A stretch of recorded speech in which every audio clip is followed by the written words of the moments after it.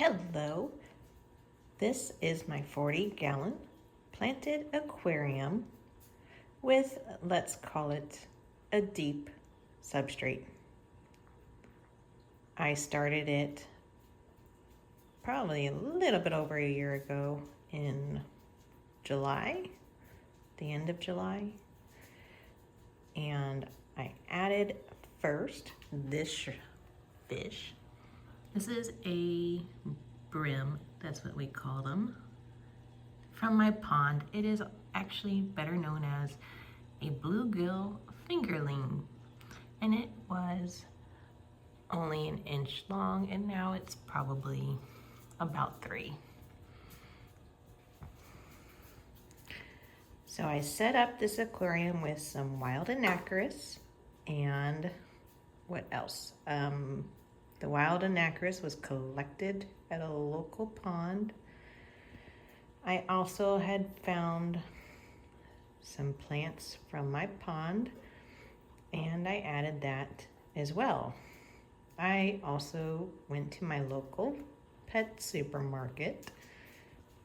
And if you hear toes, that is Jordy walking in front of me. I went to my local pet supermarket, which has plants, and they vary from week to week. They just get whatever plants their supplier sends them. So at the time, they had Bacopa, and they always typically have Kabamba. So I added those 2 plants in here as well.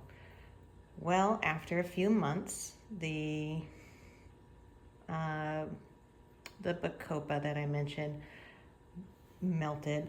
The leaves just pretty much fell apart, and I was left with just the stems. So I ended up removing that. And the Kabamba eventually, because I added the sword plant later, actually had 2. This is one of the 2 that is left. I replanted the one that used to be in front of it and put that in my other aquarium. Anyhow, this sword plant took over and shaded out the Kabamba, which is a high light loving plant. Well, it didn't get enough light, and it slowly just petered out, and now there's pretty much nothing back there. Except for now I have added some Subwassertang that I have attached to some rocks from a beach. And I've got them back there in hopes that the algae that has grown onto the Subwassertang will subside and eventually go away. They have been in that corner for about a month now, and that has not happened. There's still hair algae. I don't know if you can see, there's some hair algae, and I try to pull it off, but it's extremely hard to get off with the Subwassertang, and that algae will eventually kill the Subwassertang. You can see it's not looking its best. Might be hard to see, but I can just tell it's not looking the way that it should look.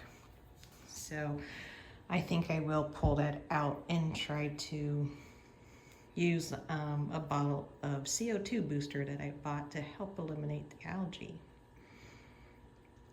Anyhow, over time, I added the Bacopa in the middle section, and that did really well, almost probably too well. It got big and healthy and started turning like a reddish bronzy color, and I even trimmed it back and sent some to a friend who started her tank with it, and it's doing really well in her tank. Well, after I sent that to her, I trimmed it again because after I trimmed it the first time, it grew again really tall. So I trimmed it a second time, and I would trim it from time to time and just replant it right next to itself.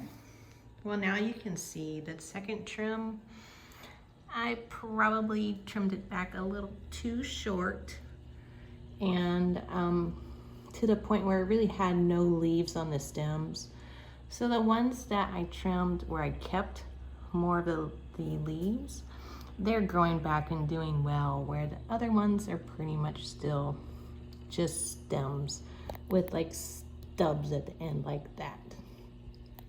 So I probably over trimmed it, because when you trim it, it separates and breaks off into two. Well, I wanted that separation to occur lower. However, there weren't enough leaves lower to really trim it at that point. So now I have what I have, and I'm okay with that, but I'm just letting you know that's what happened. And then next I added the crypt wind tie, or wind tea, however you want to pronounce that, in front there. And that is actually two plants, but you can see there's some pups, like that's a pup, that they grow very close to each other, so it just looks like a nice bush. It's been a very nice plant. It's done really well in the middle section back there. I planted one here, and I planted one over here. I don't know why this spot has not been as successful. This used to be kind of blocked out by a tall anubias, so maybe it just didn't get the lighting that it needed, where this one was getting more light. But you can see now it's probably getting blocked out by the sword plant. So maybe these just need that kind of open area where there's nobody above it shading it out. So next, I did plant these sword plants on either side, actually before I planted the crypt. And I've had to remove 2 out of the 4 swords that I planted because they were getting just, well, this one was getting shaded out and probably just didn't have enough room to grow. And the one over here was giant. I did a video on that. If you look at the other video, you can see me taking it out of the aquarium, and I replanted that into my pond. It is still there, doing really good in the pond. But these sword plants actually do get very tall if given enough nutrition. So it gets plenty of nutrition from the setup that I did with the soil. The soil that I added, it is just organic potting mix, and I put probably 1 inch down, maybe a little more than 1 inch, and then I capped it with 2 inches of pool filter sand. So if you want to recreate this setup, all you have to do is go to your local garden center and just buy organic. I probably used Miracle Grow potting mix. Then you can get the pool filter sand either at a local pool supply store. Where else can you get it? I think you can also get it from Home Depot. But that's if you'd like to recreate this exact setup here. Nothing else was added. There were no other fertilizers added, no iron. I know more now than I used to, and I had to do it over. Maybe I would have added some clay to the soil, because that helps with the iron, and plants do really well with iron. Anywho, I've taken out the anubias. The anubias is a low light plant. It doesn't require the highlighting. I'm not saying this is a highlight system or setup, but I do run it for like 12 hours a day, and it goes as a 24/7 mode. So it starts like dim, this is at its brightest right now, and then it'll get dim again in the evening hours. But it'll run till midnight if I let it, and it has a 6-hour shut off period. I turn it off usually when I go to bed around 9 p.m. I'll turn it off. And sometimes I'll then just turn it on either at 7, usually 7 a.m. So that is the setup. I'll even turn it off of 24/7 hour mode and put it into like a lower light mode with less white, especially in the evening. So I don't have a set schedule. If I could have programmed this, I would. I would love that. I wish it was programmable. So that's the one con I find with these lights, is it's not programmable. And it does say they can't get wet. So I used to keep cling wrap on here to keep the bubbler from getting its little water bubbles onto the lights. The cling wrap, if my cats jumped up here, they would ruin the cling wrap. So it was successful for a short term, and then you eventually kind of stop doing things every time something falls in the water. So I haven't put cling wrap back on. Also mostly because the bubbler is so low. This thing has kind of fizzled out and doesn't pump out the air like it used to. So don't really get water bubbles popping up above the surface, and it doesn't hit the light that much. But so I can handle some. It just like they don't want you submerging those lights into the aquarium. So that's the other con, is that they can't get wet. I'm trying to see if I can find the name. They have a manual on-off and no name on there. I believe it's the Higer, but I'm not sure. All right, so the Anubias got removed. It was growing, or algae was growing on it. He's over here.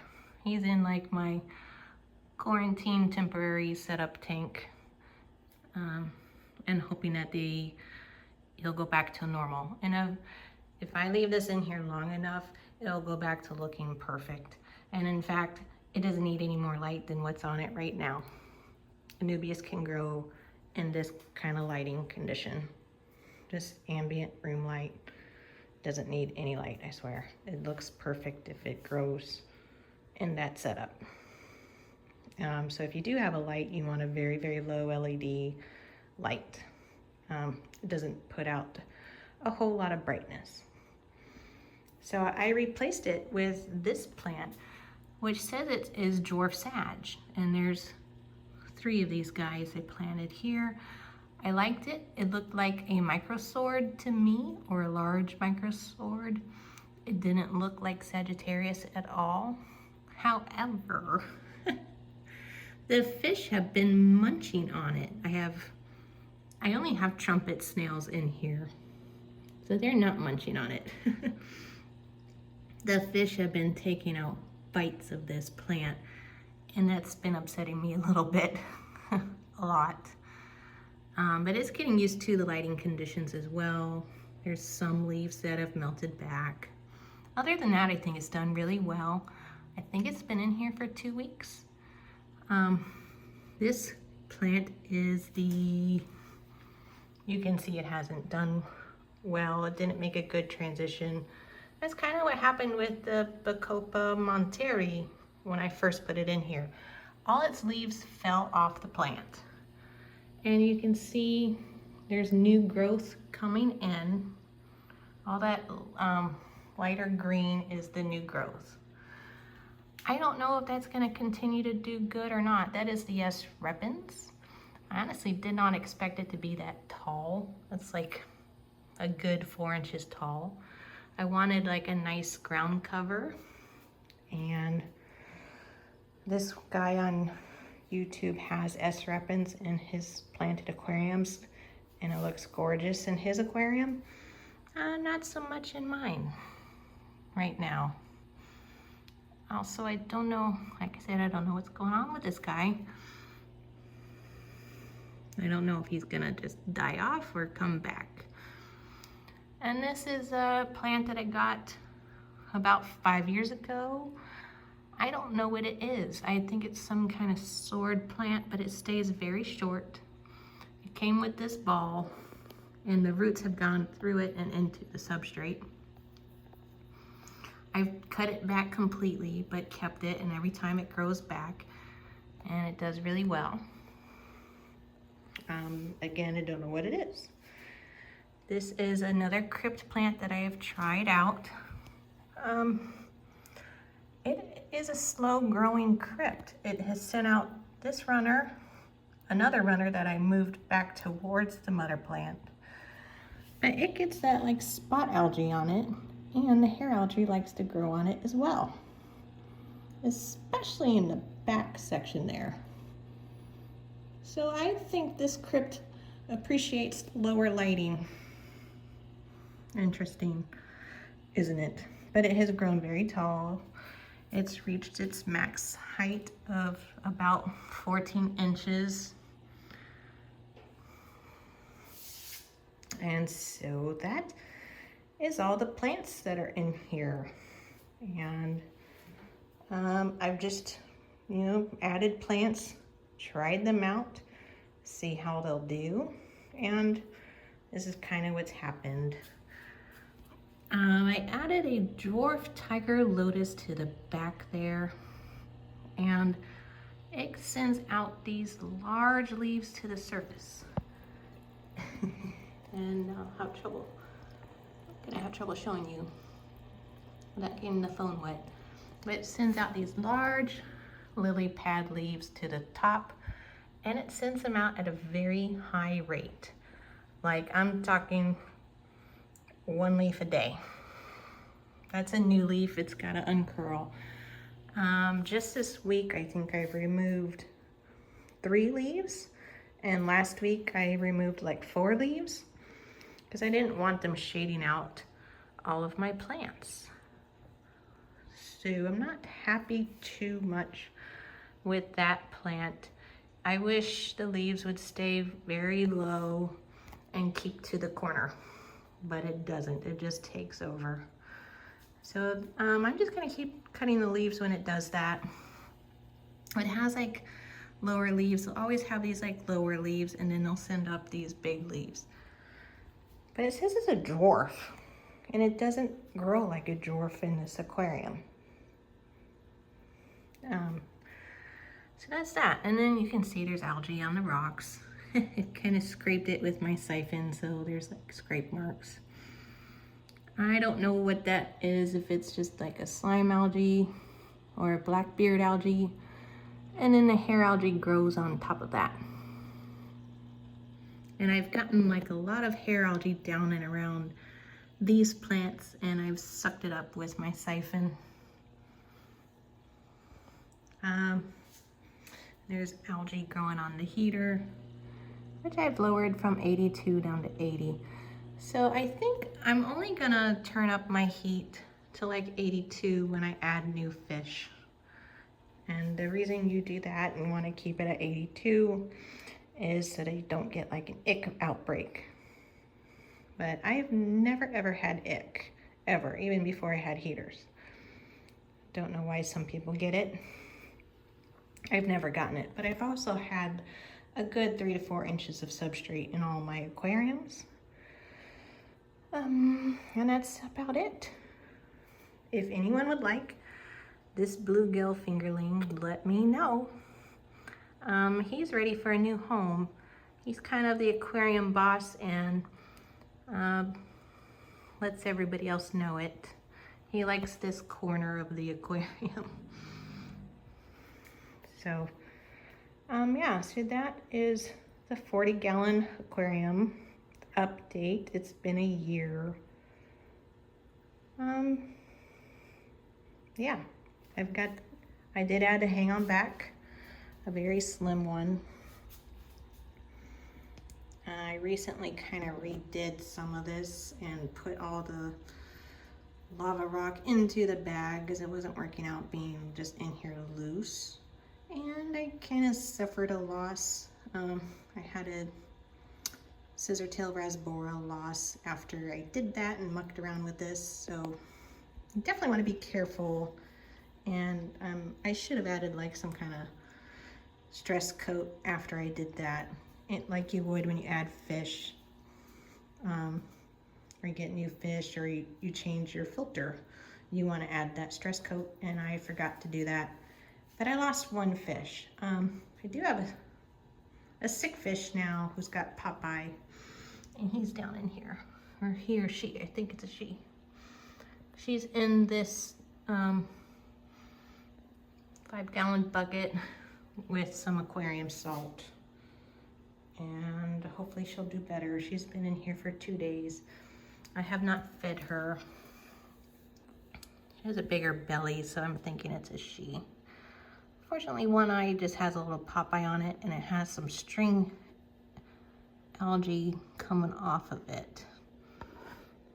So yeah, so that happened again, kind of after I suffered a loss in the aquarium. I had one fish, one of the scissor-tail rasboras die.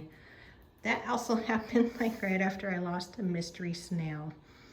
I had the mystery snail for a year, and it just parked itself on top of the heater, which it would do from time to time, and then it would go back to normal and do its thing.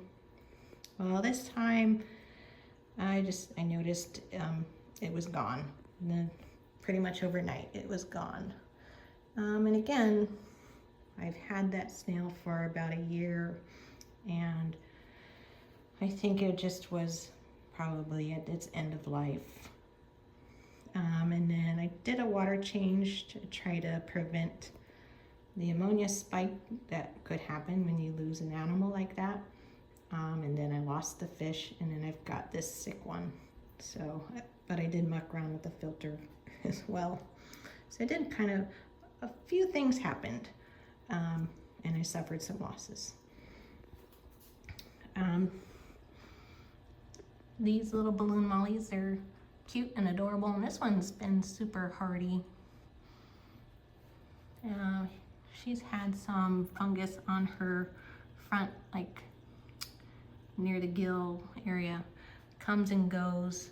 I gave her a salt dip. I just put her in there for like 10 minutes in there, and put her back in, because she's doing good and she's eating. Just hoping that that resolves itself and it'll go away. But yeah, okay. Well, I'm gonna wrap this up. I hope you guys found this helpful, and let me know if you have any questions. I'll try to answer them. And until next time, I hope you guys have a wonderful day. And yeah, stay safe and healthy, guys. Take care of yourselves and everyone around you. Thanks for watching. Bye.